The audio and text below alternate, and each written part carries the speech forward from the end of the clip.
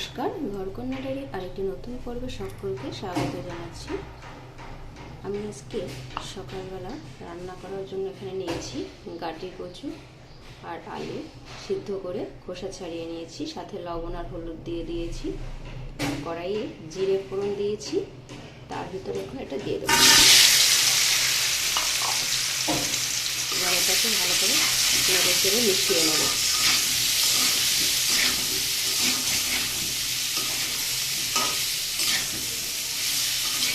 গাটি সিদ্ধ আর আলু এভাবে করে রান্না করে খেলে ভালো লাগে।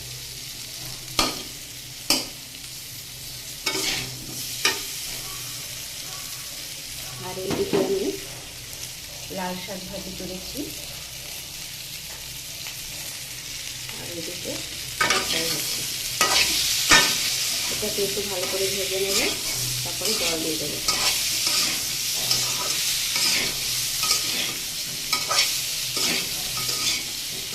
দেখুন আস্তে আস্তে গাটি সিদ্ধ করে নেওয়া।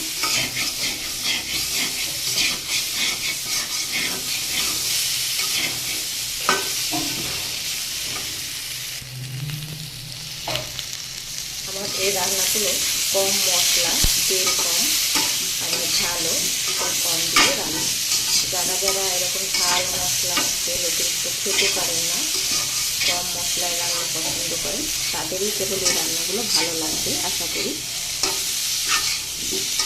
দেখুন এখানে শুধু একটু জিরে ফোড়ন দিয়ে নিয়েছি, আর একটু হলুদ লবণ আর দুটো আস্ত কাঁচা লঙ্কা যা লাগবে সেগুলো নিয়ে খাবে।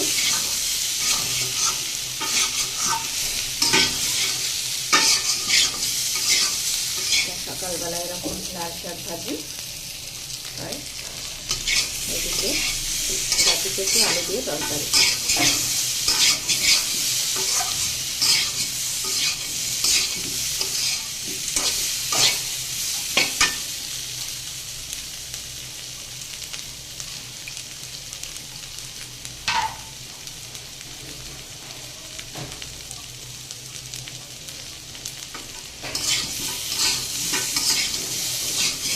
দেখুন সবজিটা কিন্তু আমার ভাজা হয়ে গেছে বেশ ভালো করে।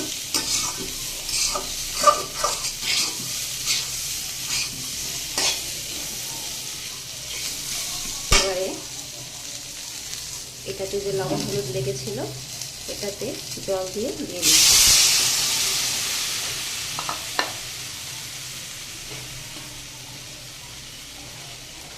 আর একটু জল দেবো। আর গাটি কচু আর আলু তো সিদ্ধ করাই, তাতে বেশি ঝোলের প্রয়োজন হবে না। সিদ্ধ তো হয়েই গেছে, শুধু একটু ফুটে উঠলেই নামিয়ে নেবো। এটাতে আর কোনো মশলা ব্যবহার করবো না, ফুটে উঠবে তারপরে নামিয়ে নেব।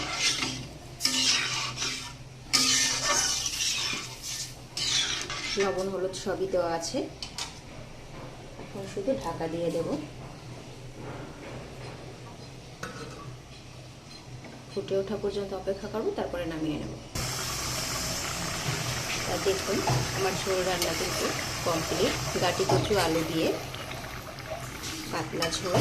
আর আমার এই ভিডিওটি কেমন লাগলো অবশ্যই কমেন্ট করে জানাবেন। ভিডিওটি ভালো লাগলে লাইক সাবস্ক্রাইব শেয়ার করে দেবেন।